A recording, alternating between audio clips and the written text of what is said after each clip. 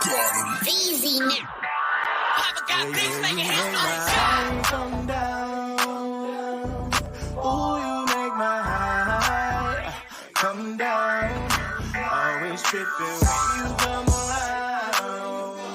I'ma have to cut you off, like right now. You see, I don't want to drive me. You can say that for your mama. Maybe you should smoke some. Me try the marijuana. I was never you good. The vibe was straight. Showed you a couple of things and they ain't finished change. I treated you right. Everything was a gift from a time to your bag and the color on your lip. Yeah, you Welcome to Seahawks Man to Man podcast, powered by The Athletic. Shout out to the company. My name is Michael Sean Dugar. I'm here with my co-host Christopher Kidd. Make sure you follow us both up on the tweet machine. You guys know where to follow me, so I will shout out the YouTube channel, Seahawks Man to Man on YouTube. Shout out to everyone who's been subscribing there. Make sure you go hit that button, even if you are someone who listens to the audio version. Chris, talk to him. What is up, everybody? It's your boy, Christopher Kidd. You can follow me on Twitter at CKIDD206, and that's CKid206. We have a special guest joining us on this off-season edition of the Seahawks Man to Man podcast. He's our guest coming to us from the furthest away, I think, in terms of just distance from us. We have Matty Brown. Matty, what up, man? What's up? I'm going to add that to my Twitter bio. I was on the Seahawks Man to Man podcast, and I'm the furthest away. Got the miles down. Yeah, I can't think. Have we had? No, I don't think so. No, that's pretty far. This is yeah. Where are you talking to us from, Matty? I'm talking to you from, as you may be able to tell from my accent, from England, near London. It's inside the M25, but that probably means nothing to you. Kind of near Heathrow. I have no idea what that meant at all. I thought you were talking 007, yeah, M25. Nothing. But Matty joins us from England. He writes for All Seahawks on the Fan Nation Network. He also has a YouTube channel breaking down a lot of Seahawks players, draft prospects. Like, this guy knows his stuff. He's one of the few people that I really like go to sometimes. Like, hey, yo, I don't understand this football thing. Can you help me? You know, and the list of people I do that with that didn't play for the Seahawks is very small. So that lets you know how much Matty knows about the game. So I want to, before we talk about the Seahawks, I want to dive into that a little bit, because some people are listening probably heard your accent. It's like, Mike, Chris, what the hell is this guy? What's going on here? So Matty, tell us, how did you get into American football as someone living in England? That's a very kind way of calling me a massive nerd. That's basically what I am. So, and on that nerdy topic, turned on a game in 2012 when it was on like TV. Was like, what is this rubbish? Like, this is going to be, absolute trash. There's a lot of negative stereotypes over like the players wearing pads and it being like a soft version of rugby. And then I sort of watched it. Was like, oh no, these pads are like actually like a weapon to hit guys. Like, you're going to be physical doing this. And then the nerdy part came in, started playing Madden, realized, hang on a second, there's all this scheme here. I can scheme up here, and got into the X's and O's, the tactics, and wanted to learn more about, what is a cover three? Like, what actually is that? And then the Seahawks, the colors were cool, and Marshawn Lynch is Marshawn Lynch, and played it at university, coach it now still. And I love the sport. Nice. You mentioned Madden. Are you still playing Madden by any chance? No. You know what? I play NCAA 14 still, because I like to say Madden's still trash now. Yep. But also I'm bad at it, so that doesn't help. Like, if I was good at it, then I feel like I'd be okay with how bad the game is to play. But gotcha. It's double bad. Wait, so you're coaching American football as well over there? Yeah.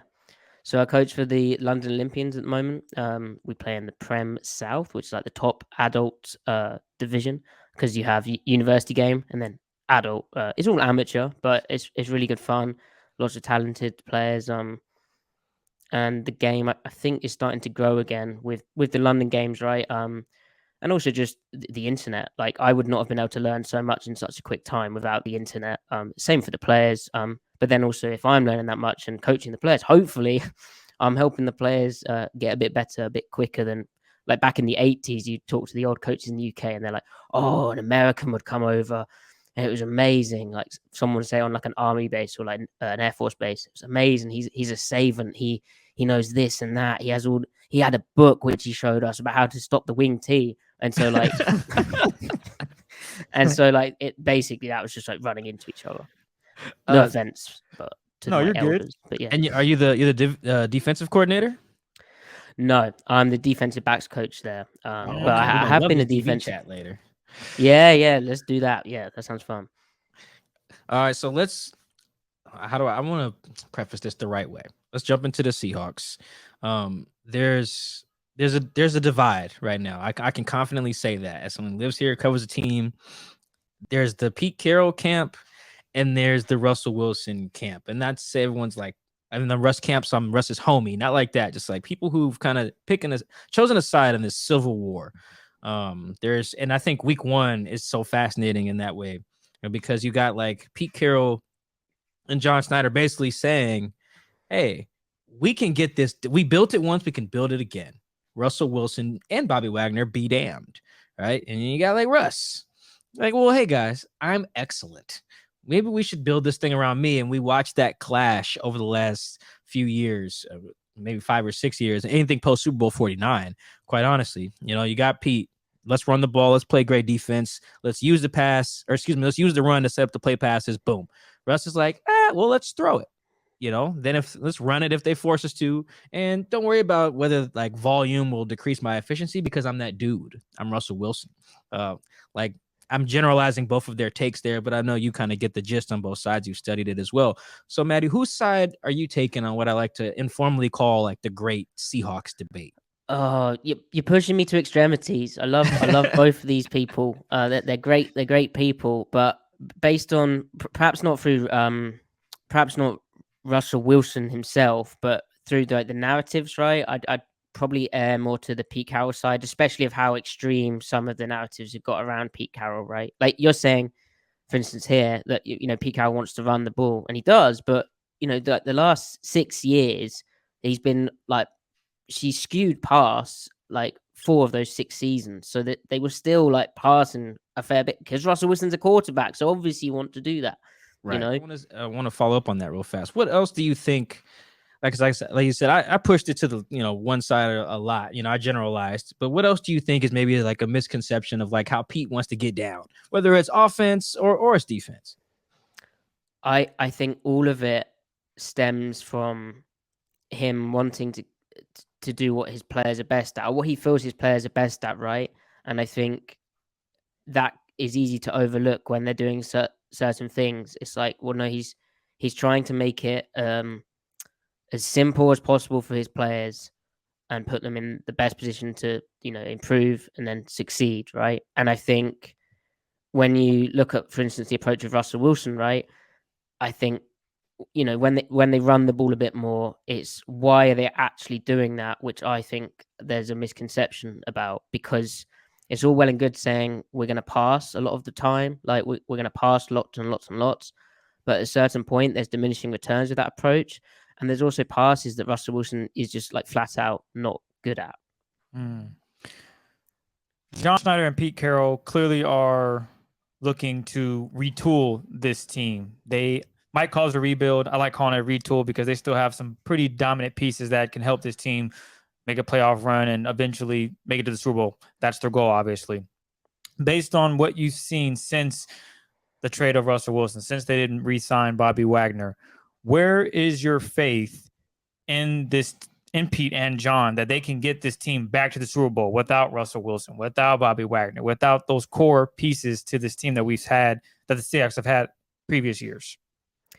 It's an interesting one because the drafting, there's some shaky moments there which test your faith, right?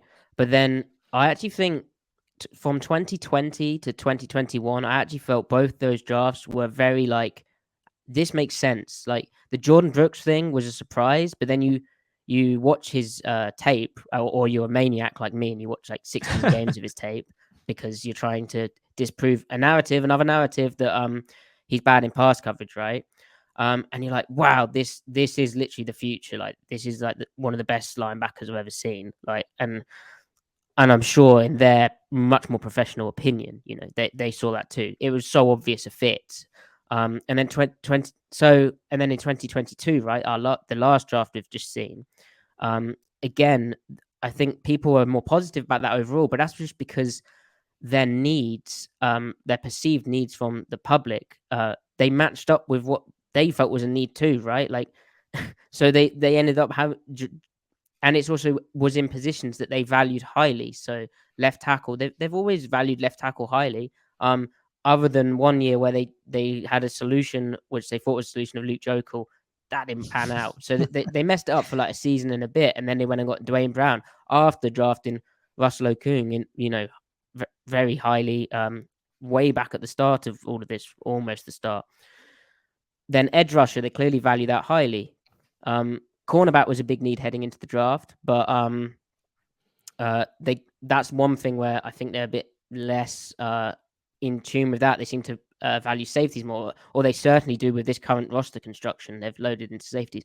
But to actually answer your question, rather than just waffling through the draft, my faith is quite high. I feel obviously the quarterback situation is going to be bad. Well, it's not obvious, but it's not going to be as good as Russell Wilson in the immediate, right? Yeah. But there's pieces they've got in their roster where they've put together a roster which I'm thinking is good, and then next year they've got a lot of assets. They'll have more cap room, and they've made a concerted effort to get younger. Where I think there's all the tools around it. Where if Gino or Drew does prove what I've just said wrong, or if they'd like a quarterback in the draft, they can make that happen. So yeah, my faith is probably out of 10, like probably like a 7. Okay, that's not bad. Yeah. So my follow-up would be, what would you consider a successful season, considering what they've done with this team now? Would it be are you looking at wins? What for you, Matt? What is like? Oh, you know what? That was a successful season, no matter how it is viewed by others. So I think 7 and. Well, this 17-game season is awful, isn't it? It's like what's that about? Awful 7 and 9. 7 and 9 is great, but 7 and 10. Oh, I'd go with 8 and 9. Right. That equals 17. Yes, nailed it. Yep. Correct. We hate doing math on this show. By the way. I'm so bad at that. I was always drawing soccer formations before I got into American football. Again, massive nerd, but not in the right way with maths. Anyway, yeah, 8 and 9, because one, right, I think there's a natural tendency as fans, like it's gonna 8 and 9 that isn't necessarily that fun. You haven't made the playoffs, it's like mediocre, and you've lost probably some important games, right? Or some big time games. And then it's like, well, if we're tanked, we'd have got the number 1 overall pick. And there's this movement towards tanking and losing your draft position, or improving your draft position, sorry. But the problem with that is it's really hard to lose. It's hard to lose enough. Like, look at all the teams who've tried to tank in previous seasons. they end up winning a game, and the whole fan base is in crisis because one other team's even worse than them somehow. And then 2, it destroys your culture. Like, Pete Carroll cannot, like, he wouldn't survive if they were doing that. Well, it'd have had to have been agreed with ownership or whatever, but it would be disastrous if they started just losing loads. But if they go 8 and 9, right, the reason that's successful is because, one, if they go 8 and 9, the quarterback play hasn't been abysmal, right? It's been at a good level. 2, if the quarterback level's only taken you to 8 and 9, then that to me implies that the run game's been good, and it to me implies that the defense has been able to hang around in a lot of games. So it goes back to what I was saying in my past answer, in that they have the pieces there. It's proven that they have the pieces there if the quarterback can improve more. So, yeah. That's the thing about the tanking thing. People will tell me, Mike, I want us to have the highest draft position possible. And yeah, there are some really negative ripples to going like 3 and 14. Like, yeah, it means that this core that people think is good is not, would stink. Like that 3 and 14 probably means Charles Cross is bad.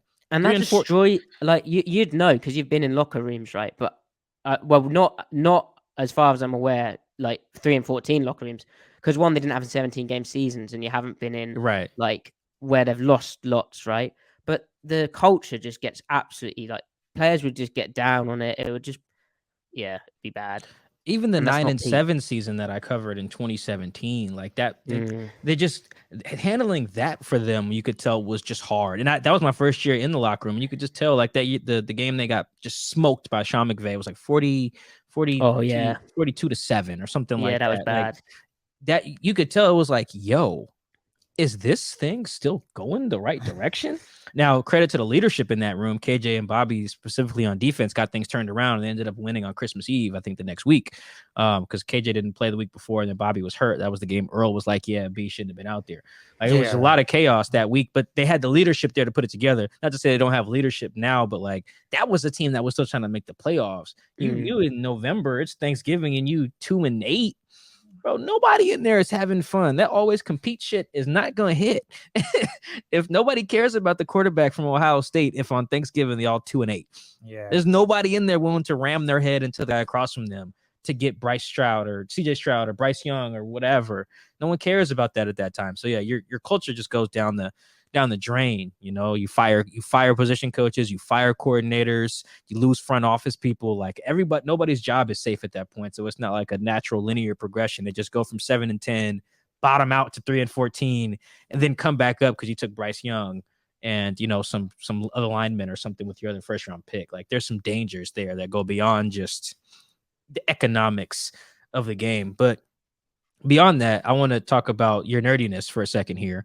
Oh no. We glanced over it, and the more you talk about the game, it's like, okay, I kind of want know a little bit more about this. How do you go from 2012, I'm like, what is this rubbish, to like now I can tell people like what cover 9 and cover 8 are, and like explain overhang defenders and fire zone blitzes? Like, how do you even bridge that gap? You know, because there's people who've been watching football their whole freaking lives, who, if I ask them all what's a fire zone blitz, they'd be like, I don't know, Mike. I just watched the Raiders or whatever. So how did you do that in, 10 years or so, to gain all this knowledge? How much of a nerd did you have to become? I mean, pretty big. Like, I get that question a lot in terms of like on Twitter, people will be like, hey, is there like a good starting point? And there isn't really. Just Googling key terms.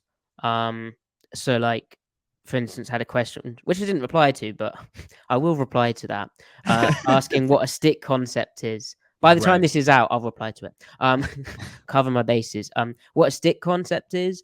And I back in the day, when I was really still learning, I just, key search on Google, stick concept, football, right? And then there's a few different things, and you sort of realize how different this is. And then great websites are like Inside the Pylon, who I used to write for, started by Mark Schofield, who gave me my first shot actually writing about the sport.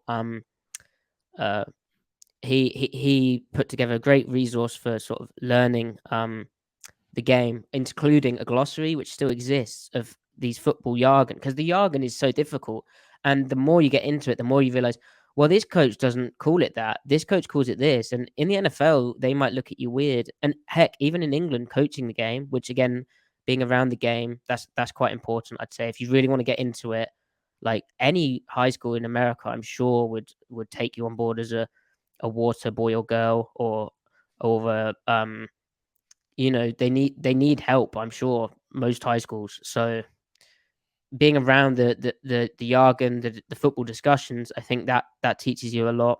And then as you get more into it, going on YouTube and searching like a coach you're interested in, right?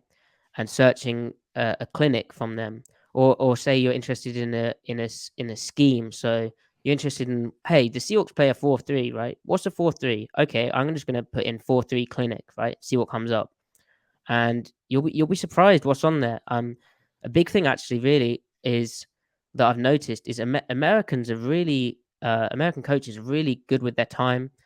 You could reach out to coaches if you manage to get their email, and you could be like, hey, can you like explain this concept to me? And you'll be surprised how many of them reply and are very generous with what they give you for free. Like, they want to teach. They're teachers.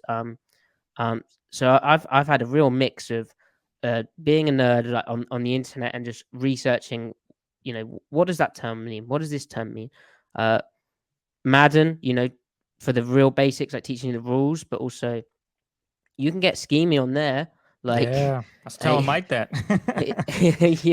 you, yeah, and even though it's not the best simulation experience of football, and I think it's a poor game, but because I'm bad at it, but I am too, for what it's worth. I suck at there Madden. we go. Yeah, thank you, making me feel better. Thank you. Yeah, and then yeah, I don't. There's no real. Basically, this is a lot of waffle, but there's no best place to start. You just have to be. Just gotta do it. Yeah, you got, and that's the thing. Like, a lot of the messages you get, a lot of the replies I get, they're asking about a specific thing, but really, you just have to put the time in. Like, if you really want to know, then it will take time, but you'll learn. Like, that's what it is. But it isn't like an instant. You can't do it like in a week, and there isn't like a best route to take. I'd say you just gotta throw yourself in and see what comes out. I mean, honestly, that does sound like most things. Like if you ask someone, like, Yeah. "Hey, how did you get really good at knowing the violin?" They'll be like, "Well, I played the violin, and I hung out with people who played the violin, and then I watched videos on people who played the violin, so now I know." Do you expert. think Violin. do you think there's how Mozart was a child protege on the piano and stuff like that. Do you think there's that for football? Like a kid at like 4 years old suddenly just like calling plays and Absolutely. I Yeah, would be there surprised. probably is, but they're probably like Andy Reid's grandson or something like that. Like even then, there's probably something. yeah, bit of nurture going on there. Yeah, Yeah. a combination of like nurture and like nepotism, too. Like that kid ended up being the coach, something like that, or a woman too, or Andy Reid's granddaughter or whoever. It doesn't have to be a dude doing it. But yeah, I was very curious about that because you've surpassed. And I interact with a lot of fans here, so I say this with a lot of confidence. I would probably say like 80% of fan knowledge. Like it's very surface level. It's very basic. It's whatever Chris Collinsworth says on Sunday night. Like, oh, that's law, or whatever the Fox broadcast team says on my favorite broadcast of my favorite team. Then yeah, that's the law. A lot of people don't watch any other clips beyond that, even highlights, really. Like, because I think like even Sports Center is kind of obsolete now because everything's on Twitter and Instagram. It really is just I watch the game and then I go do something else. Yeah. There's Well, not a lot of people studying tape. That's one thing I'd say actually. Watching the tape, like the reason I really got into that, it wasn't to know like what what is cover 3, what does that look like. I didn't do it for that. I did it because I guess you care about you care about the team, but you also care about the players, right? So if someone's saying like it really riles me up, and part of my work is design. Well, I hope all my work educates people or tells them, here's actually what was going on. But a big thing is when a player gets like criticized or bashed for doing something wrong, when it's not their job, that really riles me up, and so I like being able to watch it. And like I don't understand the Patriots like scheme as much as I understand the Seahawks. So because I'm in that unique position where I've just focused on the Seahawks, especially with my work, right, I can pretty accurately like tell you whose fault it was on a play, or whose fault it wasn't, which is a much more fun thing to do, right? And especially on the defensive side, which is probably why they changed the defense up, right? Because if I'm able to tell you what something is, Right. back That in means England, Kyle Shanahan can do it Kyle too. Shanahan can probably do that. Yeah. Right. Sean McVay, even Cliff Kingsbury, whose offenses take a nosedive after Thanksgiving, he could probably dissect that if it's, if you can do it from your crib there. And that probably will explain why we'll get to him a little later. Why you're like me and Chris here. We're in like the Jamal Adams apologists fan club here because he almost spent so much time just explaining stuff that wasn't his fault. Yeah. And when you go back and watch the tape, before we get to Jamal and some of the other guys we want to talk about, I do want to ask about Russ, because I feel like in terms of people reaching out to you, are you, what are they calling you? Are you the Russell Wilson hater? Are you the Russell Wilson truther? Like, what are you, based on your mentions and stuff, what do you labeled as? I think I'm probably the Russell Wilson hater, although that's toned down a bit. The more I say the Russell Wilson's a really good quarterback, it's kind of crazy to still reply to that. Hey, you hate Russell Wilson. Interesting. because he is a very good quarterback, right? Like that's obvious. I've never said he isn't. And but so there's a few things I can get quite deep into it if you'd like. So I said about the passes he's not very good at, right? They tend to be. We've all seen the heat maps, right, of him not targeting the middle area of the field, that big Mhm. blue section. Pro Football Focus's heat maps. So if you're passing a lot, there's only so many ways you can up your passes. So Russ is really good on like deep throws, like 20 yards plus throws, right? Those are the difficult throws by completion percentage over expectation. And obviously Russ is really good at them, but they're riskier in terms of holding the football, one, right? Mhm. And taking sacks. And the other thing is, if a team, as we saw when Russ was cooking, if a team plays too high coverages and they put a cloud corner, as Sanjay Lal, the wide receivers coach, spoke about in his latest press conference, if they put a cloud cornerback, so a guy who's rerouting DK, and then they have a safety help over the top, you've taken him out of the game. Now, the problem with that is Russell wasn't able to hit the intermediate stuff, the 5-step drop or in under center, or 3-step drop in shotgun stuff to beat those coverages. I've seen it on the tape. The data reflects that. Like, for instance, that bucket of stuff, which my podcast co-host, the Seattle Overload podcast, sorry for the plug, my podcast co-host Griffin at C Mike Spin Move on Twitter, he's done some great work on this. Well, Russ's worst bucket by success rate is that 5-step drop / 3-step drop, which tends to be the kind of intermediate passing concepts, because Russ just doesn't hit them. So how do you, right, beat too high coverage when you can't throw the intermediate beater, right? Well, you can do your deep shots, but that's harder. You can do your deep shots. This even applies to one high. Like, how do you beat one high coverage?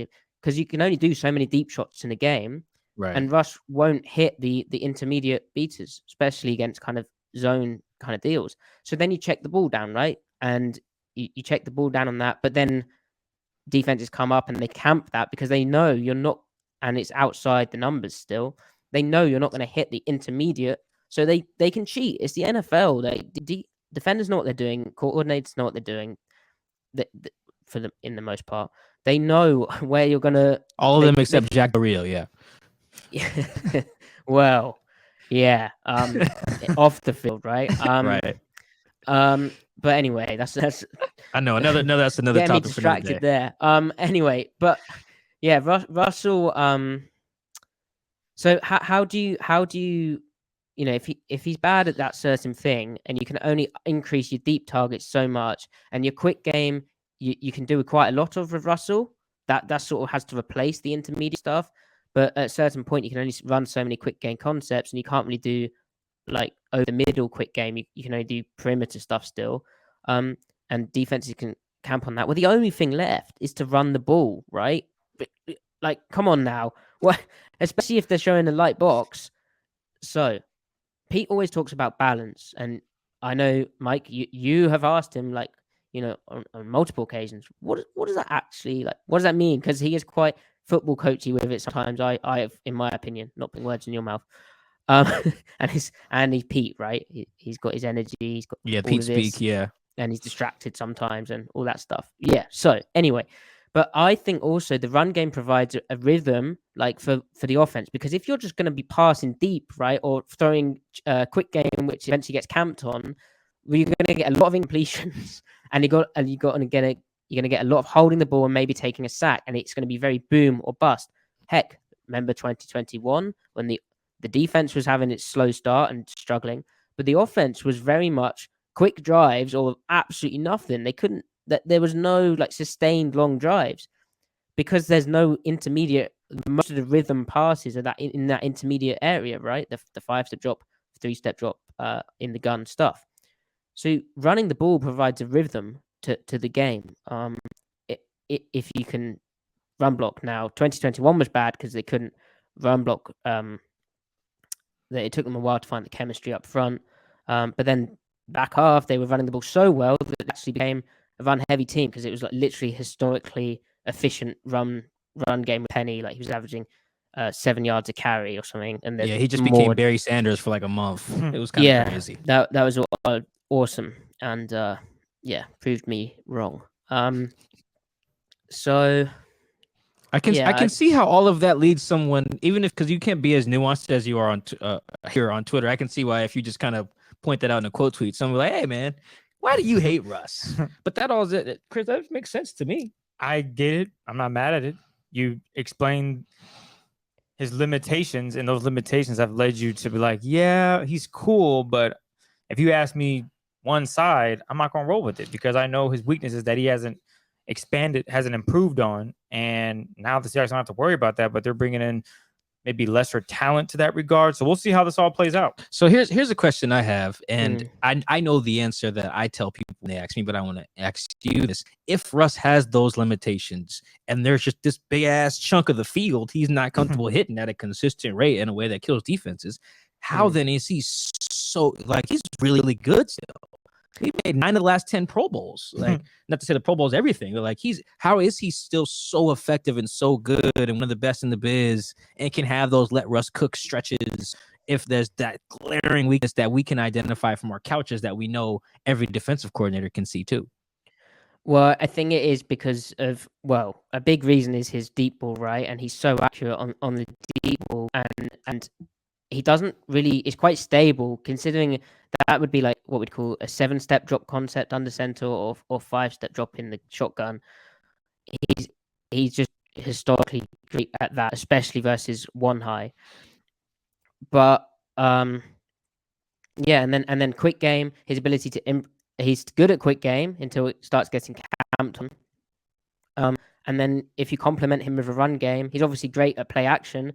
And if play action really, especially under center, is like the concept needs to get open, right? Like that's kind of on the coordinator. You just need a guy who can stand there, deliver the football accurately to the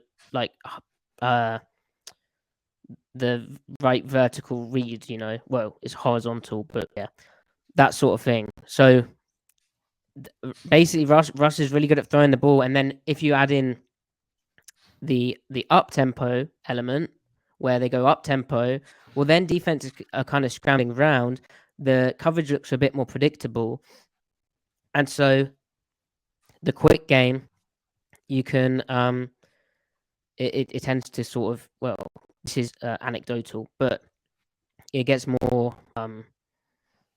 reliable, I'd say. And you kind of get them gassed, and that's sort of then getting into a rhythm, right? It's a very up-tempo, fast rhythm, but it's a rhythm. But like, if you think of the Seahawks offense at their worst, it's when they're complete, like the deep shot isn't working, and then the quick game's like almost getting jumped because they know what it is and they can't run the ball, and then that's that. Then on third down, Russ dies. Third and long, like Russ, like straight drop back third and long is not a very good quarterback per the data,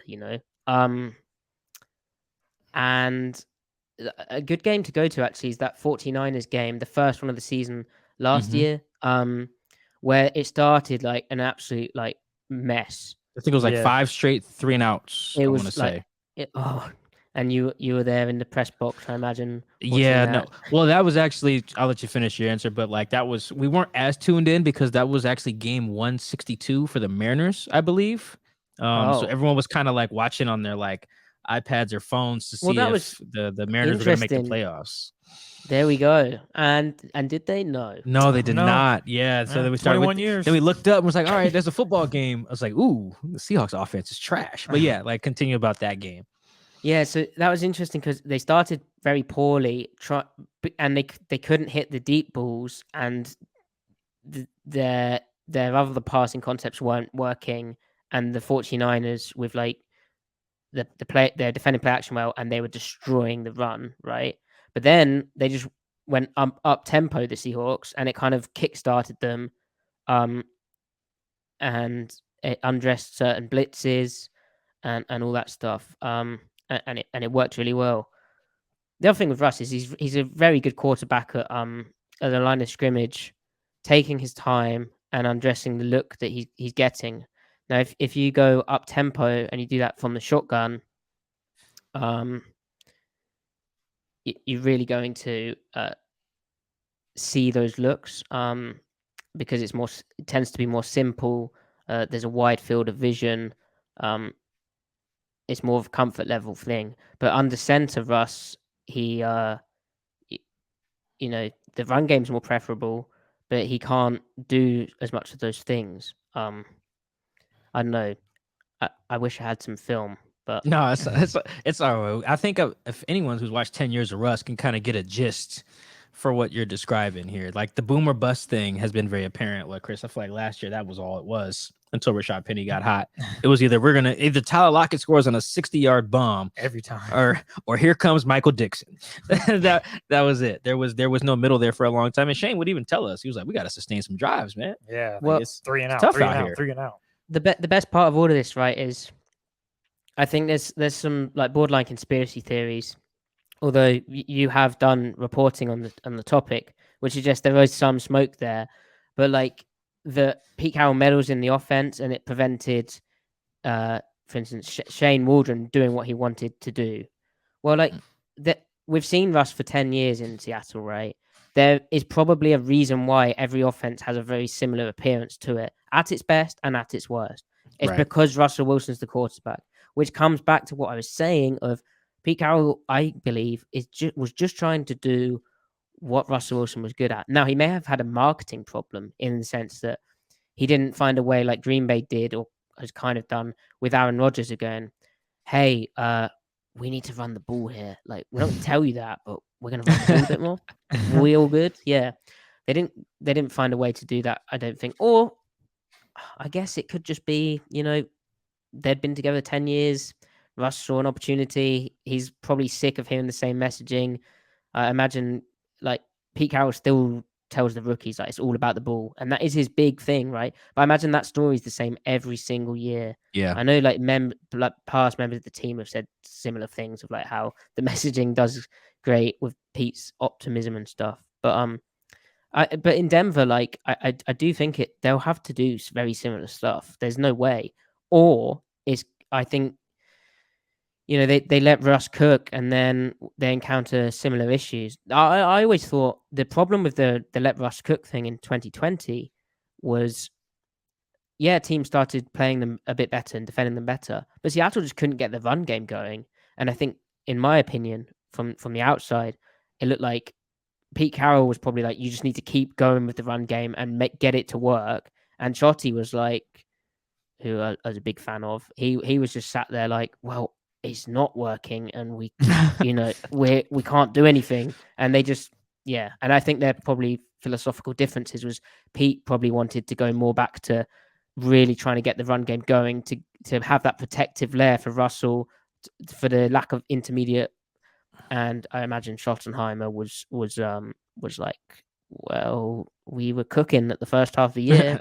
So I can see a lot of sides. That's the thing. I try and keep an open mind. And so, although you two dastardly individuals forced me into being Team Pete, I can see every opinion on this. But as a coach, I'm also biased towards, I don't really know what Pete, what you do differently. The one thing I've wondered about was I mentioned Aaron Rodgers.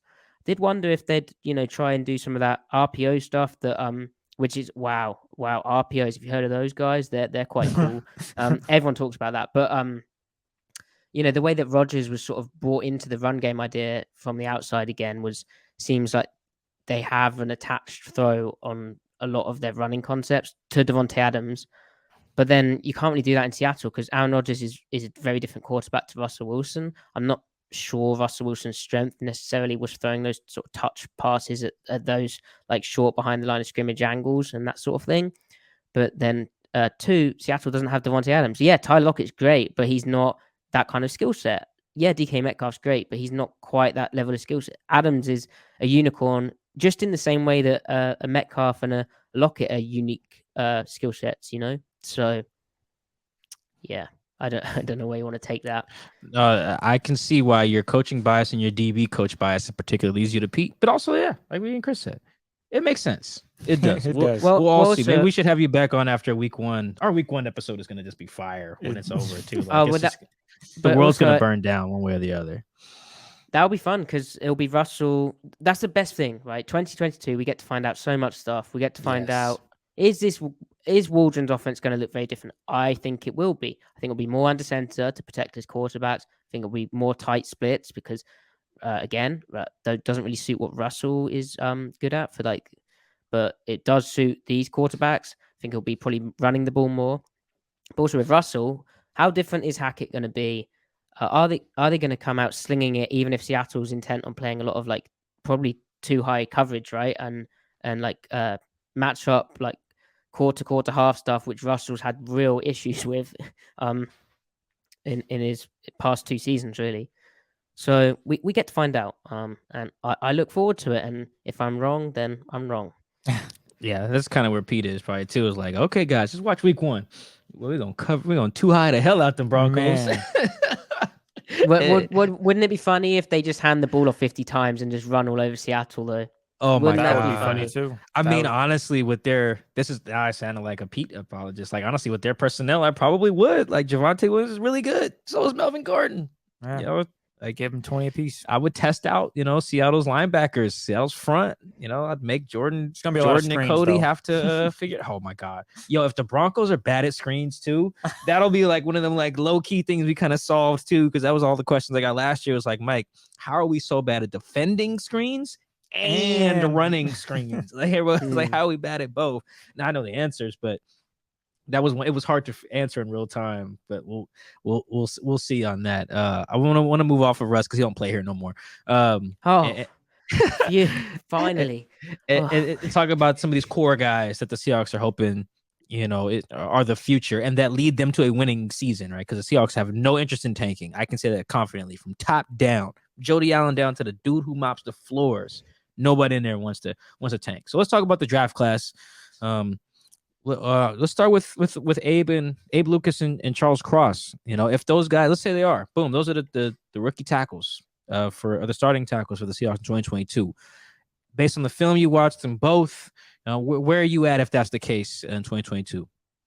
I mean, nice. The offensive line, I'm a bit concerned in the sense that, last season was tough at the start because there's a lack of continuity, and that showed up with especially in the run game, but also handling stunts in pass pro. But the run game is especially important in 2022 in order to provide a layer of protection for what we expect to be shakier quarterback play, right?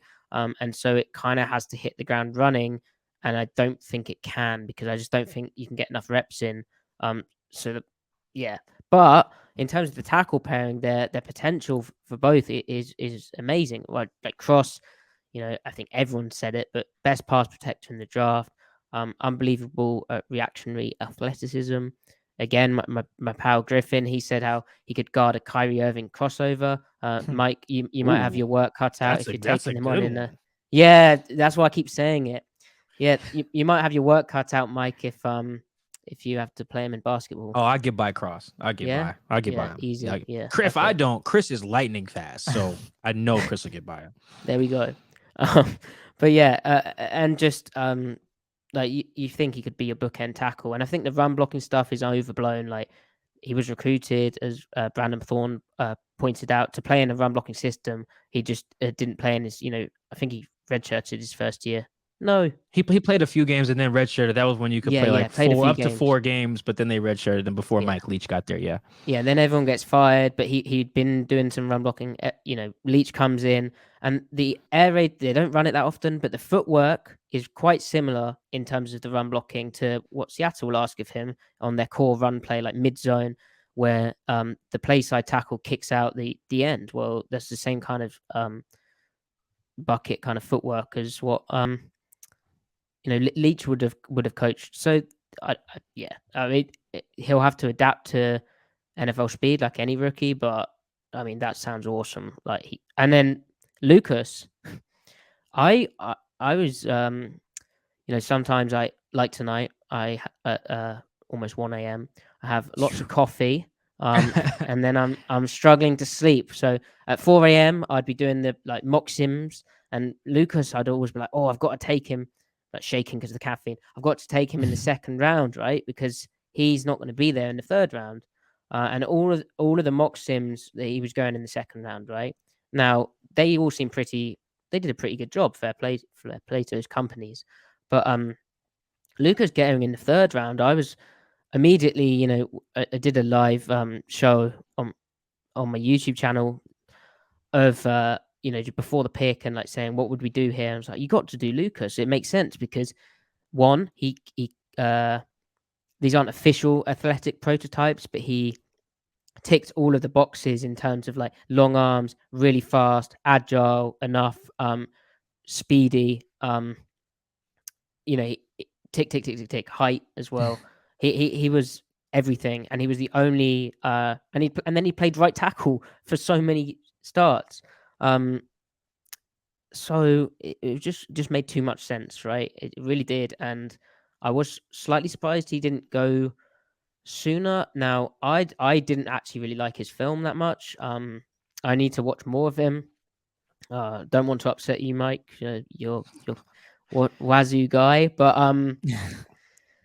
yeah. Just watch the Apple Cup. That's it. That's the only film you need. There you go. You see, I haven't watched that yet. Or There you watch go. him against Oregon. He did a really good job against Thibodeau. I don't know. I think we lost that game though. The Cougs did lose, but he held his own against Thibodeau. That's Yeah. fair. My Andy thing with Dickerson, him- the O-line coach, did specifically mention watching Abe in the Washington game, by the way, on Tuesday. There it is. He Okay. did specifically mention that. I didn't even jump in and rub it in. I just let it rock. I just let it rock because I'm Just let mature. it I'm roll. mature sometimes. I let that one rock. My thing with him is he didn't, and it's not really his fault either. So maybe I'm being a bit harsh, but he didn't really have that much nasty in his game. But then they weren't air raid. They were run and shoot, right? But they were air raid once upon a time, but they didn't run block that often. But also, there were certain plays where I was like, you are so big and clearly explosive, like on film, not just testing wise. Just knock someone over, and I didn't quite see that. But so in terms of him, I think the run blocking side of it might be more of a, it takes a bit longer to acclimatize. Nice. Exciting right tackle battle because you got Kerhan and you've got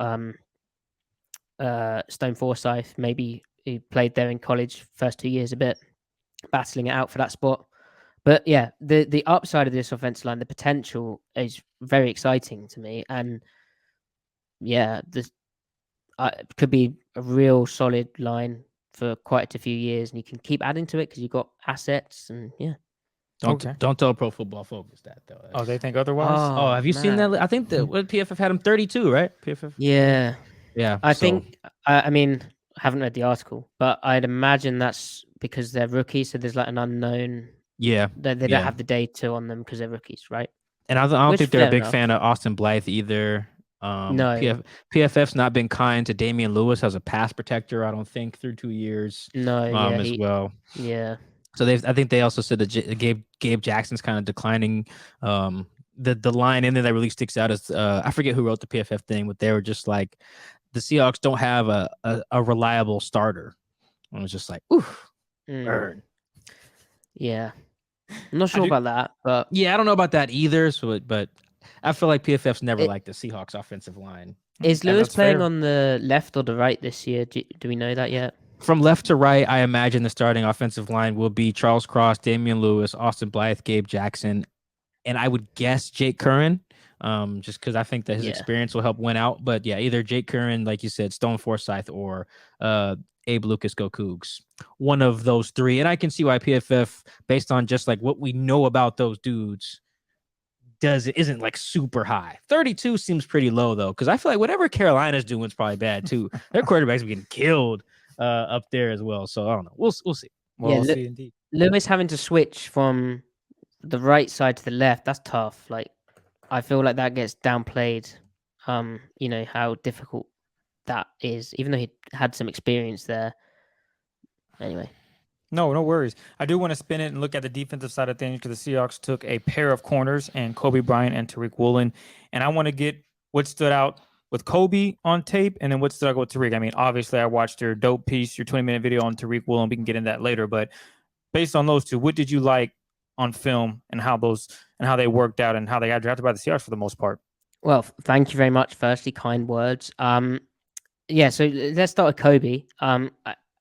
Very exciting watching him because, I'd watched Sauce Gardner with maybe thinking Seattle, he'd fall to Seattle. Is he that good? And then Sauce had a great game against Alabama, right? Like the best competition you can face. But then I go and rewatch it for Kobe, and I'm like, damn, like Kobe's like, he's playing really, really good against these guys. I mean, certain charting companies may say he gave up a catch because it's like underneath. But if I was like grading him as a coach, I'd say he didn't give up a catch. Like he really impressive and a lot of press work, and he presses in a very similar style to how Seattle coaches. Like Cincinnati, I believe he said this in his when he got drafted, his press conference as well. The Cincinnati uses a similar kind of step kick style. The only thing different with him is his arms are a bit shorter. He's kind of like this is so mean, that coming from me, sat behind a keyboard, but he's like a mediocre athlete, right? In the sense that he's just like an average athlete, but he's a guy who can play ball. But because his arms are shorter in press, they sort of taught him to snatch with his outside arm and play with just one arm sometimes, and then flip to stay on top. But he was able to do that, which is difficult because if you're grabbing someone with your outside arm and they're giving you an outside vertical release, your hips are locked for that transition. But he was able to, for the outside release transition, but he's able to unlock his hips and then turn and run with dudes and stay over the top. He's also like, mentioned his athletic testing not being great. Well, one, it was nice that he wasn't injured during camp. Like he clearly hadn't hyper specialized on combine training and then, not got into a position where he's out of football shape. But two, also, he was never beat like deep. Like, so he clearly has enough speed, at least at the college level, at least against the Alabama guys who can burn to hold on. Like he's in phase. And the other thing, and I'd love to hear, Mike, what you've seen at practices and stuff, but his ball, I know his ball skills were showing up, but for me, on the tape, he got his hands on the football a few times. But the big thing for me was he understood when the ball was coming out. Kind of like, I don't want to overhype it, but kind of like Richard Sherman, he understands the route concept. Well, like Kobe, he understands like, well, the ball's going to come out now, so I'm not going to keep running across the field. I'm going to jump this route, like, that kind of thing. My pacing here, I don't need to keep getting depth. I can sit here. You can eat up my cushion, but I know the ball's coming out, so I'm going to jump your curl route. You're not running deep. I know that. So very impressive. And, thinking about what coverages the Seahawks are going to run this year, probably going to continue their usage of high middle field open rates. But if their corners can hang, they might run more like cover one, middle field close stuff than I think a lot of us expect. But yeah, Kobe can do a lot of different techniques, is what I'm saying, and he's just a baller. And he, like year one, I think he's pushing for and this is again, Mike, you've watched the practices and stuff, but I think he's pushing for like playing time, a bit like how Trey Brown did last camp. Like he starts impressing, he's competing out there, and then it's between him and like. Well, I don't know what side he's been working on. I don't know. A little bit of both. He's been like, at the times he's gotten some time with the ones, he's been on the right side, but usually with the twos, he's been on the left. So they're training him at both. That is interesting. Well, because it's interesting how they play all that, isn't it? Because it's like RT Burns is kind of an unknown in the sense, he's a newcomer, but he's playing on the right, and but then Sidney Jones, like he had a good year last year, but is he going to be able to sustain that? So working Kobe at both, especially if he's what I'd expect him to be ahead of Woolen at this stage and ready to come in and get playing time if needed. So yeah, working him at both makes sense, but exciting. And then the ceiling is like, year three outlook. You're like, well, he's not athletic. Well, we know that, like, but at a certain point, if a guy can play, he can play. He's not a terrible athlete. He's just not the quickest or the fastest or the longest or the strongest, but he's not like tiny, and he's not like running in molasses, Yeah, no, he's a good athlete, man. The Jim Thorpe Award winner, I think, is a good athlete every year in college football. Right. So even if they're not like an excellent one like Tariq. the other thing as well, which will be interesting, is like Cincinnati, they played him out to the field all the time, right? So the wide side of the field where all that room is, which is a tough assignment, especially against the Alabamas where they can actually access that. You know, the quarterbacks can throw that sort of stuff. But in the NFL, a bit like Trey Brown. Trey Brown comes in, he's been thrown at so often at Oklahoma because it's the Big 12, right? Kobe Bryant comes in, he's been thrown at so often because he's playing opposite Sauce Gardner and he's to the wide side of the field, right? In the NFL, he will have way less targeted reps. And so he only needs to be really good at those targeted reps, right? At a certain point, if you're going to get targeted all the time, right, you're going to give up something. It's just natural. But if you only have a smaller amount of reps, then you can really hone in on those ones. So that's an interesting element to the pros for a guy like him. And then what about Tariq? What did you see on film that you liked about Tariq Woolen? Well, it's obvious that he's a very athletically gifted man, right? I mean, oh my word. He's blessed, right? And I think, as I said in my video, the coaching staff, Utsa, so is that Texas San Antonio? The Roadrunners, they Yeah, taught, he's UTSA, yeah, but it is Texas San Antonio. yeah, That's Texas there we San go. Antonio, yep. So they I think the press technique style they taught him was largely based on him, you know, assuming that he could sort of run with guys and keep in phase with guys if they ran around him, because he was pitching his tent to the inside, and then stepping with his inside foot as his read foot, which basically he was 3 steps behind on an outside release vertical route, and it was hard for him to get his length on there, right?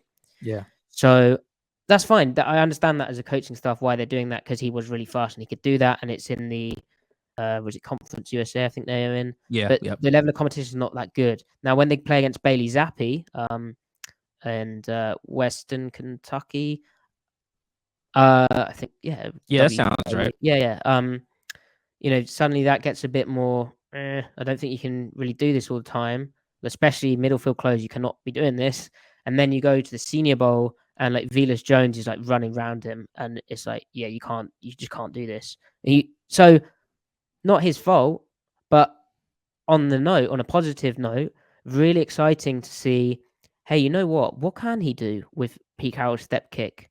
How can and the Seahawks coaching staff, coaches, I reckon, they always talk themselves into things, right? Like, I can fix this guy. Yep. Well, all the time, right? You know it, yeah. So I think you look at him and you're like, wow, if we can teach you to read step with your outside foot, that's your first step, 6-inch step, lateral or slightly backwards, wait for the receiver to declare, but you're protecting the outside release, the vertical route, and then play 2 to 1 to none with your really long arms. Well, then we're talking like, now we're unlocking your full potential at the NFL level, right? But that will take some time, right? Yeah. And it's not a guarantee. So in year 1, I don't necessarily think he is playing, you know, defensive snaps. However, if he's not on special teams, like if he's a game day inactive, if he's a game day inactive, I'd start to get worried. Like, because in terms of, there's intangibles which go into getting better as a player, right? Like, and if athletically gifted, I imagine it would be easy. And I'm not saying he's like this, but I imagine it'd be easy to get complacent and lack grit, right? You'd probably be in a situation where you've always been the fastest, the strongest, and how do you then unlock the wish to get better when you're in the NFL? Like, how do you switch it back on? I'm not saying that's what's happened to him, but if he's not playing on special teams, then that tells me he doesn't have the intangibles, the desire to make it. Now, with his athletic gifts, he will always get a second chance, right?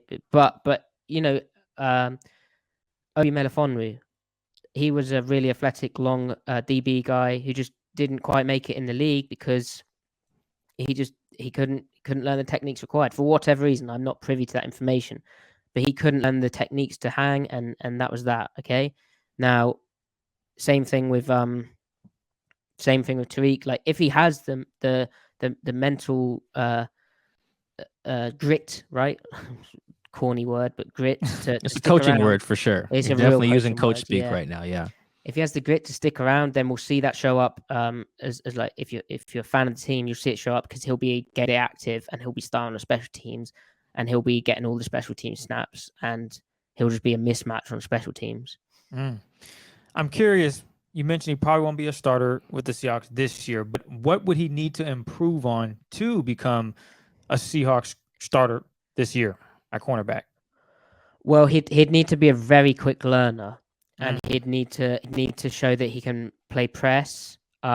He'd need to show he can tempo. He can play with more than like 2 speeds when he's playing press bail. He'd need to show that he can. He'd need to show just a lot of like technique improvement and tools, right? Like maybe he hasn't been taught some of this stuff either. So yeah. No, that's fair. That's I would definitely agree with that. And then let's just stick with the cornerback room in general. How are you feeling about this room right now in totality? So I was disappointed that they didn't keep around DJ Reed. Now he got paid, like considering his injury history and his lack of availability. Like he did get a significant amount of money, which he earned. Like good for him. Good for him because he was really good. Really, really good. And he kind of worked with what coverages they were doing really nicely. And there was like a chemistry with Jamal Adams that I was a big fan of as well. And it's like every year it feels like they're building from the ground up to an extent at corner. Like, oh well, we don't pay Shaquille Griffin. Oh, we don't pay DJ Reed. Oh, now now what? Sidney Jones, I felt, came on really well down the back half of last year. He was also helped by the transition to more middle field open coverages. So, which that's not a knock on him. Like, it was a very valid way of defending offenses, but it's just a fact, right? Yeah. But if they're wanting to run more, like middle field closed, because slight tangent, if you're playing these like bare fronts on base downs, to be able to get pressure, is quite hard to do in the odd spaced front, like because it's just a tight interior of 3, and then there's 2 wide guys down on the line of scrimmage either side. So this is like the 3-4 you're talking about. Yeah, the 3-4 look. Yeah, it's quite hard to do it unless you send all 5. But to send all 5, the easiest way to do that is to play tight coverage on the back end. And if you're sending 5, the only way to do that really is to play cover 1. So middle field close where the corner's on an island, right? So if we see Seattle being able to do more of that, that's because they like the cornerback group. Now, an example of this, 3-4 example, is Fangio in Denver last year. He ran a lot more cover 1 for that reason, because he trusted his corners and it enabled him to unlock his base front bare 3-4 pass rush at the same time. So if we look at like a Sidney Jones, I don't know about him in cover 1. I don't know enough, but we'll see. Right? But in terms of the middle field close stuff, there shouldn't be any regression. Sorry, the middle field open stuff, like the cover 2s, the cover 4s, the half quarter, the matchup zone. Like, this looks like Vic Fangio stuff. I think his progress should continue there. Trey Brown, that's a really tough injury, right? Really, really tough injury to come back from, looking the same type of player. I really hope he can. Like, that's tough. But he looked great as well. So there's a floor which is a bit scary, but there's also a best case scenario ceiling where you're like, that's all right. And Artie Burns, like, I mean, he has an amazing athletic gifts as well, right? He's long and fast, and them getting him in the system, letting him play press, letting him mix up his coverages a bit, that could work out really well. Yeah. We haven't had anything like Kello Witherspoon last year, have we? Where his technique's been criticized yet. So that was so weird. Weird. What was weird about that to me was he'd always played in like a kind of finesse style, right? Like, he didn't put his hands on guys. He was like inching off the line of scrimmage, like soft shoe kind of guy. He wasn't stepping in there, putting 2 hands on dudes. And so when he got to Seattle, did they think they could just tell him after so many years playing football, hey, we're going to do it this way, or we're getting rid of you. I don't know. I don't know what they expected. But I guess they expected the latter. They expected him to come in and do what he's told, and he'll have a roster spot. And if not, we'll ship you out, which they did. yeah. And then he went in and had a good year in Pittsburgh. Hey, Yeah. it didn't work out for the Seahawks the way they thought it would. That way they thought it would. But I know Pete Carroll was looking at this offense, and he's thinking he can make it work with Drew or Gino. One of these guys is going to get the job done. Drew has openly said that footwork is something that he needs to work on, and taking care of the football as well.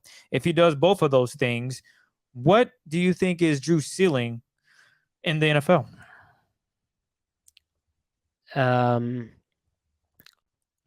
Well, in theory, if he does, because those are pretty big things to do. Right? Those are key. Those are very big, yes. Well, put him in the Hall of Fame. No, but like he could make a Pro Bowl if he can do those things. Okay. But the problem is, I don't think. Like, I think we've probably seen what he is. Now, if he's protected with the running game and an effective defense, then the outlook's going to be better because you can really there's not as big a sample size for him to mess up, basically. You can't mess this up. Surely not. And he can make the simple throws, right? And he has an incredible arm talent. I just think it was interesting actually hearing him, other coaches as well, say about how them supporting him and being like supportive here and all rallying around him was like a big deal to him compared to what he'd experienced in Denver. And it's like, that is nice. Like, that's really good. But also, if he's now playing and then he throws a pick and like, someone's like, oh, you're trash. Like, then what happens? I don't know. But yeah, the different approach for him is going to be really interesting. I can't wait to watch this quarterback battle in the preseason and keep hearing storylines from guys like yourself, Mike, about who's doing well in practice and camp, because they both have like real obvious strengths, and they both have question marks, which at this stage they're not scary. They're interesting. It's like, that's cool. That's new. That's not like that's different to what we've had the last 10 years. We've got something else to talk about and something else to watch for. And I mean, yeah, Locke was really good in 2020 under center play action, right? You just on early downs, I'd say as well. And to me, it's more about, this is stupid because it's obvious. It's an obvious statement, but to me, it's more about, do they have the stuff to carry them to where they don't have to be the guy? Because I don't think you'll find out if they are the guy without having the stuff to carry them to the point where they're giving the opportunity to be the guy. Does that make sense? That I get what you're saying. Yes. Yes. But I think Pete's thing is kind of like designing it so they don't have to be the guy. We'll run it. We'll throw play action. Be a manager. That stuff is not even beyond the game manager thing. Yeah, that too. It's just like when you do throw it, it'll be in advantageous situations. In theory, that is Pete's design. Mm-hmm. Even though football, as all of us here knows, don't always go how you plan because the other team gets paid too. So I'm more concerned about, as I've said earlier in the show, is the run game going to be like, this regression is inevitable in that area. It can't be that good again as it was. That was, like, as I said, historically efficient. But is the run game going to be good enough, or is it going to be, like run stuffed? And then it's like, oh, we've got, next thing you know, you've got Drew Lock in a 3rd and forever. I mean, because that's going to be a problem. But I do think, if the run game's good, I think the defense is going to be good. I'm quite bullish on the defense. Then I think it's going to be like a kind of like with Goff with the Rams and McVay, right? They were under center, running the ball and play action. If they got into 3rd down, they'd get into the gun and basically tell him, Goff, that is, you throw this route. You get up to the line quickly, throw this route. Keep it quite simple and so. And they had the protection though for him to throw that route. They did. Well, as I said, I think the pass pro is going to be good. I think the defensive line is going to be good. That if I had, if I had to call it bad or good, I think I certainly wouldn't call it 32nd in the league. So we'll see if I'm okay with that. Yeah, I think that's the thought Seattle had. Not I think, I do know. That's the thought that they have. Like, look, man, maybe not they're not putting this year on it, but that's kind of how I make it simplify it when I tell people, if we can get 2018 Jared Goff out of one of these guys, we'll be all right. That's ambitious. And I'm sure Waldron and Andy Dickerson, I'm sure they have that confidence, right? Because they've done it. Right. Yep. They've been there. That they'll be doing a similar kind of idea for that. So yeah, and that team, that's the one that went to the Super Bowl. They only scored 3 points in the Super Bowl, but they got there. Yeah, all right, and they were able to. I mean, that was the year that they had Todd Gurley running through the world. Then his knee just goes to hell, and they just bring in C.J. Anderson off his goddamn couch, and then he just runs through the playoffs too. Yeah. Like it was clearly because the system. The big thing about last year for Seattle, as Penny talked about in his press conference, just volunteered it out of nowhere, was the mid zone run game. They found a core run. Now that's big because the Rams in 2018 they had a core run, which was mid zone, and that was their thing. Like banging the table on that, and they you can dress it up in different ways. You can do different things, but the core play is mid zone, and they were really good at it, getting wash, creating huge cutback lanes. Like Penny was amazing last year, but the run blocking was brilliant. But again, that requires gelling up front and chemistry to everyone to be on the same page, and that takes time and reps. So we'll see. Yeah. Do you want? Now let's go to the guy who's going to win me $100. Yeah. And Geno Smith here. In those 3 starts they had last year against the Steelers, Saints, and the Jaguars as well. We could even throw in the time he came in for Russ in the Rams game too, which is probably the best he actually looked. In that time, what did you like and dislike from Geno Smith? Well, I liked a lot. And also you have to acknowledge there's an element of exposure bias, right? Because he's quite stylistically different to Russell. And so seeing that kind of difference was somewhat refreshing, right? Because you've had so much years of Russell and his brilliant at most of the time improvisation, but with Geno, he will sit in the pocket and he'll read out concepts, and he'll read a lot of the times like the Waldron McVeigh stuff. They attach like a dig route on the backside of a concept. So front side there's something, and then backside there's like a dig right over the middle. And Geno would read that out and hit it as he did in the preseason. His game against Jacksonville was against an awful defense, and they were like messing up so many like things which you shouldn't. I don't know how that happens in the NFL, to be honest. Like it's the Jaguars. That's how Urban Meyer's Jaguars. Yeah. And then you get fired, so that's what happens. But but he made so many tight window throws in that game with pure confidence, and you could really see he had clicked with both Lockett and Metcalf. Now, because the offense we saw of Geno, that was still basically, you can only do so much when your starting quarterback goes down. You can try and do things that quarterback is better at, but you can't completely rewrite the playbook. Not that they'll be doing that this offseason, but you can't really change as drastically as you'd like, right? Mid-season. And so Geno, so while the routes, like if you look at his heat map and where the route distribution was, while the routes weren't as over the middle as perhaps that you'd expect, right? Geno targeted a lot more over the middle. Like there's little red blotches, despite if on the past target, the routes run heat map, sorry, there being blue blotches where he may turn that red. So that is telling to me, and I think he, despite the fact, is unfortunate because against a few unfortunate things here. One, Russell came back too soon, by his own admission, basically 4 weeks too early.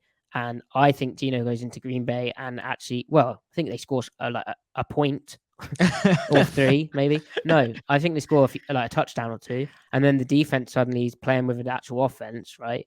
Rather than Russell having to go in the pistol and which I don't have anything against pistol formations, but they had to like completely change their offense for a guy who couldn't throw a ball properly. But anyway, that's in the past. But it was a shame we didn't get to see Gino a bit more, right? That's the first unfortunate thing. The second unfortunate thing was his I think there's a perception of him that he's not like he's not clutch. Like, do you have faith in him to go out and win the game at the end of the game, right? Like, because with Russell, we've been kind of blessed with that because you always like, Russell's got it. He'll go and win this game. With Gino, there's that unknown, but there's also the fact that he faded out of a starting role in the NFL as a quarterback. So you're just not sure about him, and it was a shame that against the Rams, right? He threw. I was like, wow, he's throwing over the middle. Like this is a great throw, and then Lockett got tripped or slipped or something, and it was picked off. But it was a brilliant throw. Shows it's a bit risky to pass over the middle, but yeah, just about unlucky because I felt that when he came into that game, I was like, okay, here we go. Now the Steelers game was just really tough. Like I think they tried to do like spread stuff where it just didn't quite work. It was trying to adapt to Geno, but as I said, you can only do so much, and it just didn't really work. And the Steelers are a really good defense. Like the problem in that game was Seattle couldn't run the ball as well as they'd like at the start, and then they found a running game during the game, and they almost did it, but unfortunately, Geno fumbled the ball. Yeah, he got strip sacked by TJ Watt. Yeah, but at this point, I should say the offensive line for Russell too, because I can already see it. People going in my mentions. You hate Russell Wilson. I don't hate Russell Wilson. Caveat. But the offensive line was banged up last year, and then pass pro was poor. Like there was a stretch, like middle of the season, kind of where it weren't great. And against Pittsburgh, that's tough. So I think Geno probably wins the job because I think, yeah, there we go. Yeah, sorry, $100 for me, baby. It's all good. $100 for me. My Has anyone apologies. picked Drew winning it? Yes. Oh, okay. Sorry. Sheesh. It's okay, man. It's all right. But because Geno's that reliable guy, he knows the system and he ain't gonna mess up. Despite the things I've just said about the two down the stretch moments where it's like, nearly. I think he knows the system. He isn't going to mess up. And I think there's a chemistry now with the two dudes who'll win him the job, which is Lockett and Metcalf. It's all good. So you can't win everything. I get it. You don't have to have me on again, Chris. It's fine.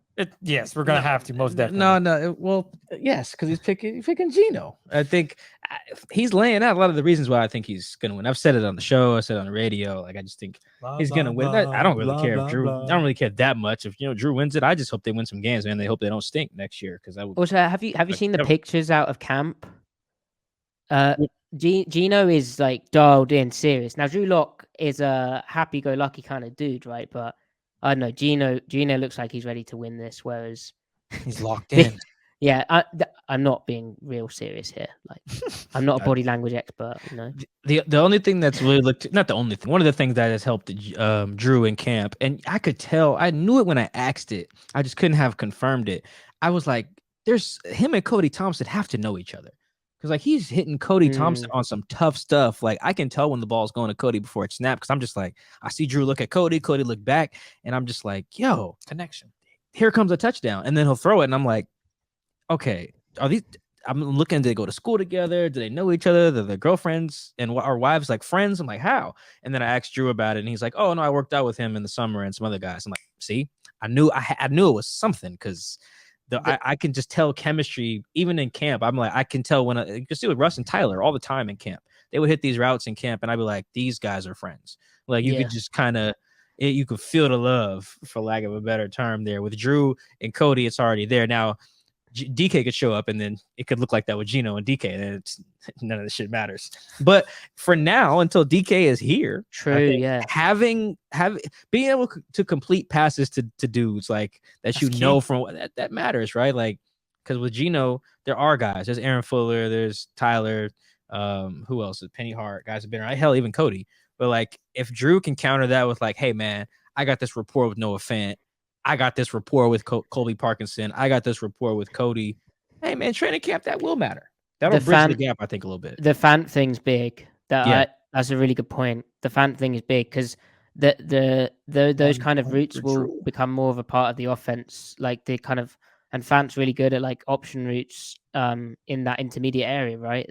The dreaded intermediate.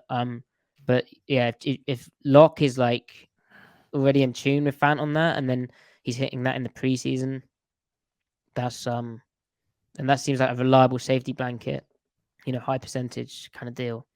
Yeah, especially in the preseason games. Yeah, because I don't think like stock coverage. I don't know how much Noah will play in those. That'd be interesting to see. Because he's a year 4 guy, I think. I don't think he'll play a lot. Yeah, so you want to give your quarterbacks you want to assess them fully the best you can. So that'll be interesting. I'll be interested to see how they play that with the O-line as well. Like how much do you play DK? How much do you play Tyler? And DK till I get the bag, I'm not playing it. Yeah, DK not doing anything. But like I'd be asking for bonuses to play in preseason games. Yeah, these guys don't make shit in these preseason games. It's not like a game check for them. They don't get game check. It's not like because they're like you can tell a guy's base salary. Here's how you can tell how much a guy makes per game for the most part. Some guys have roster bonuses or whatever, but generally speaking, you take a guy's base salary. Let's say it's $18 million, something like that. It's a quarterback or something, or maybe a highly paid receiver, and you just divide that by the number of weeks that there are in the year. It's like 50, I guess it does 18 now. 52. No, sorry, not in a year, like the season. Like, so usually before the 17th game, it was like, all right, I can tell you how much Russ makes a game. Take his base salary divided by 17. That's how much he's making, right? Or now it's, I think, just take the base salary divided by 18. Although now it gets really complicated. I'm saying 18 because there's a bye week, obviously, instead of an 18th game. So you divide that because they get paid that week too. Now it's a little tricky because guys can choose to get paid over a 36-week period instead of an 18-week period. So it depends on how you just want to do that. But in general, like, yeah, take a guy's base salary divided by 18 and say, how much does he make a game? Well, that much. Preseason, that doesn't count. They get like a few G's, I think, maybe. Like, it's not anything, So if I was the guy trying to get the bag, the last place you catch me is a preseason game. And I'm out. So I'm DK, right? And I'm lined up against some safety who just got drafted in the 4th round, who's like trying to make the team. He's gonna do everything. Who's trying to do everything inhumanly possible to make this team. Like, nah, dog. For who? For what? I ain't out here doing it. So it will be interesting to see in the quarterback battle what tools they have to work with. You got to play Charles. You probably got to play Damian. Probably have to play Abe. You should play Austin Blythe if he's going to be your center. But like, what receivers do they get? How much does Will Dissly play? Is it the time we see Colby Parkinson emerge? But if Colby's the one out there all the goddamn time in the preseason, what good is that when it's Will Dissly taking all those reps in the regular season? So that'll be like I'll write about that. I should write that down. Last thing for me, man, it's on Jamal Adams. A little defense here. And Mike hinted at it off wax that all three of us are pro Jamal Adams. We've seen the tape. We've watched the games. We've seen people talk about the mistakes he's making and then going back and watching the tape and been like, that's interesting. Jamal was in his spot. They're actually wrong there. If you were the defensive coordinator for the Seahawks, considering you are a D coordinator, let's say they say, you know what, Matt, want to bring you to Seattle, defensive coordinator. Hope you enjoy your time here. How do you maximize Jamal Adams this season? And I guess we know your thoughts on his coverage, but what are you looking forward to seeing him doing more of this season when it comes to covering tight ends, running backs, and sometimes receivers? No, it's a big moment for me. I'll pull up my resume. Here we go. Congrats on the promotion. Let's go, Pete. Yeah, so I think what Seattle was doing in 2020 combined with 2021, right? You sort of mesh those two ideas together and you get what you should do with Jamal. So he's like the key. We talk about defensive disguise, right? He is a big, big key to defensive disguise in the sense that they're probably going to be, unless it's like a rundown, they're probably going to have a too high presentation to start with. Now, Pete Carroll, when he got to the NFL, he'd always been single high, but back at USC, they were always too high, doing the same thing. But with Jamal, because he's often going to be the backside safety, and he's in a lot of their coverages and their defenses, he's going to align to the boundary, so the short side of the field. him being able to hold his depth. Is he playing a cover 2? Is he playing a like aggressive, hard, like flat-footed quarter, like getting in the dig to post window, or is he coming down into a hook curl in cover 3, or is he coming down into an outside underneath curl flat in cover 3? Him being able to hold that disguise and then from that point play the run from there. From that point, play his pass coverage from there. That's big because defenses, as Quandre Diggs points out, they read the backside safety on a lot of plays. And he could also be coming down as a robber and in cover 1 and being like picking routes off in the like low to mid hole of the defense. Now, as a blitzer, and I think a lot of people have said this, but I think Mike, you may have said this as well. I don't understand how him getting double teamed and requiring special attention as a blitzer was a bad thing last year. Like, I don't really get why they weren't able to sort of use that to their advantage a bit more. They just sort of abandoned the plan. My thing is in 2021, in 2020, offenses were giving them formations that allowed them to up Jamal Adams' blitz rate. So like they were getting into like under center stuff where like the bootleg is a threat, right? So Ken Norton Jr. was able to go, well, they're going to bootleg here, and he was very good at it, like studying the tendencies, and he'd blitz Adams off the edge. Well, if an offense isn't giving you that look, then you can't do that with Jamal. So the blitz rate dips. But then in like clear passing third downs and stuff, they kind of just dipped off from that. I think because they were trying to find like get him good at just being a safety, like coverage safety. Not that he wasn't, but like let him focus on that. Let the defense find a base around that and find their base, which was Adams mainly being that disguised as a too high dude, right? And that's what a safety does really. But I think the difference this year will be they'll mix that in with packages to get Adams down to the line of scrimmage. Maybe Ryan Neal comes into the game and plays safety, and Adams plays almost like outside linebacker with 5 down at line of scrimmage in layman's terms, or like as an edge, right? Maybe Adams plays in the box because last year they had when they went dime, Ryan Neal played basically as the weak side linebacker, like off the ball. Mm-hmm. So he had matching up with Alvin Kamara. He had he drew like George Kittle sometimes, and again the Niners matching games. up on the tight end. Yeah. Maybe they switch that around and they put Jamal there, and then he's in the box and he's a threat to blitz. The reason they didn't last year was because of the disguise part, and Adams was the robber when Neal was on the tight end. But sort of mixing them up a bit more makes sense to me. And then if Marquise Blair is healthy, that's another option to create free Adams up to play more closer to the box. But what I've just described is a guy who can do everything, right? Yeah.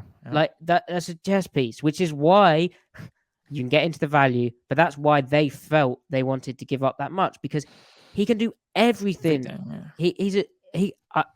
Well, like the only issue I had with him last year was he was slow in off coverage. In off man, he had some bad reps.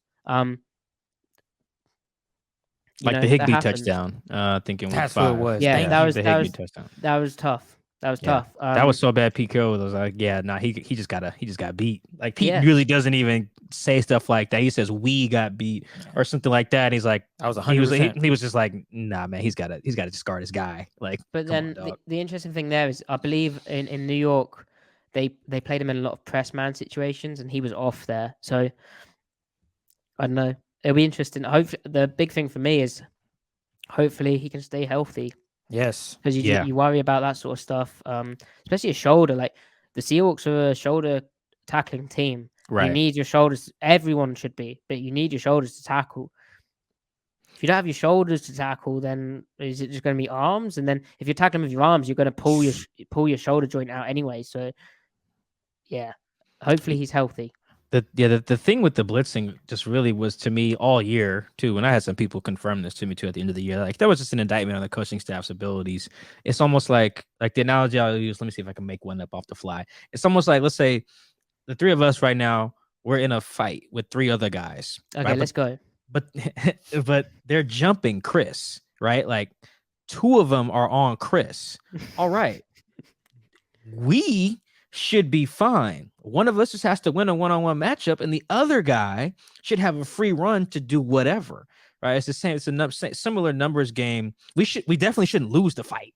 Like maybe Chris ain't handling the two dudes, but me and you, Matty, should not lose because we got our one-on-one matchups. We can't let Chris down here. Exactly. We just can't let Chris get beat up. Right? Like you look at the Pittsburgh game and Jamal's blitzing, and like he's getting picked up by the left tackle and the running back. What are the other guys doing? 500 pounds. Somebody should be over there winning, and if you know that they're going to slide the protection or double team him or pick him up with their best blocker, like there should be ways, like you said, Matty, to take advantage of that. And they just did not, whether it was guys not winning one-on-ones, coaches not getting creative enough. And this was something I talked to people about after the year, and it was like, yeah, nah, like there's no way we should have. So on that subject, I think looking back, the pass rush, like the guys they brought in, like Kerry Hyder, for instance, not to bash him or single him out, but the reason I mention him is because he was, at least in the off season, he was given the game caller title. So he was tasked with calling the pass rush games up front. Basically, similar concept to like slant flat, how that rubs and picks, or in basketball, right? Right. How get a rub against man coverage to separate. Where if you're on the man side of the protection, it's you two versus those two up front. One of you can pick for the other one to loop around, or one of you can loop around for the other one to go through, right? You rub and create separation to beat the man-to-man coverage assignment. But Clint Hurt always talks about how that requires a chemistry up front for you to be selfless. And if it's your job to pick for the guy, you have to pick for the guy. You're not going to get the sack. You're setting up the sack potential. And the more I think about it, I don't really remember any of those games working last year. Well, that's not true, but not many. We know what you mean, right? Yeah, they had a bad pass rush. Wasn't much working at all. Right, and so like if Jamal isn't getting home on those things, they weren't doing their jobs either. So like it's both. They just weren't very good. And that, to me, like, not to get into the Ken Norton stuff, but to me, like, I mean, the pass rush was tough. Like Carlos Dunlap was having to drop because they're running a 3-4, but he was having to play in base because their pass rush had nothing other than like Dunlap, and Taylor obviously came along, but yeah. Yeah, it was a struggle watching all that. But no, we needed to. Chris and I haven't had anyone from the Jamal Adams fan club on the show, so we needed to bring you in. Yeah, I think we need to get that. We need to make that happen some more this summer here, because we're planting our flag here. That we're like, nah, this dude, this number 33 is good at football. Like breaking news. I feel really good that take won't age well. I mean, it won't age poorly. Excuse me. Like like if I tweet Jamal Adams can cover, which I have, I'm never going to be on freezing cold takes. Like I'm really just not. Like even in a game like the Rams in the playoffs like 2 years ago, give up that deep ball to Cooper Kupp, and it's like, well, guys, Cooper Kupp might be like the best receiver ever. So he played that perfect as well. Yeah, he just lost the ball. That's really what happened. He looked up and and he had no shoulder to no shoulder, no elbow, and broken fingers. That's the other thing as well. Like if you look at if you watch the tape, that sounds snobby, but if you do watch what's actually going on, like if he's not getting thrown at, that's kind of a good thing. Like the safety in a lot of defenses in his role is removing routes. He removes multiple routes on most players as his own defender, and so the ball doesn't get thrown his way. He's done his job. I'm sorry it's not as glitzy as a sack, but that's what a safety does. Yeah. No, I'm glad we didn't get into the value discussion, because I just like talking about guys who are good at football. How simple is that? We've talked about a lot of them. This is probably one of our longer shows, but Matty, we're so thankful to have you on the show. It's probably 7 a.m. over there or something by now. We appreciate you staying up to talk to us, talk ball, get nerdy with us. I consider myself a nerd, by the way. I confidently call myself a nerd proudly, because I want to help change the narrative and what a football nerd looks like. No, it can look like me. You can look at it. That's all right. We can both be football nerds. Am I gonna stay up in the morning and watch film of random interior guards? Hell no. But you're not sick. I'm not a full on psycho. But I do love me some football. I watch some routes or whatever.